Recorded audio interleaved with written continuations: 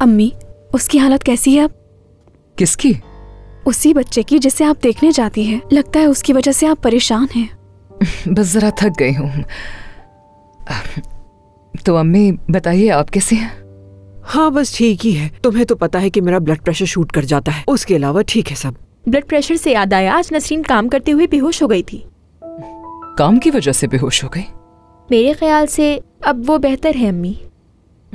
ऐसा कैसे हो गया? उसने मुझसे इजाजत मांगी थी कि आज उसकी दोस्त घर पे आएगी उससे मिलने। बल्कि वो लोग तो गार्डन में बैठकर एंजॉय कर रहे थे, खुद देखा है मैंने।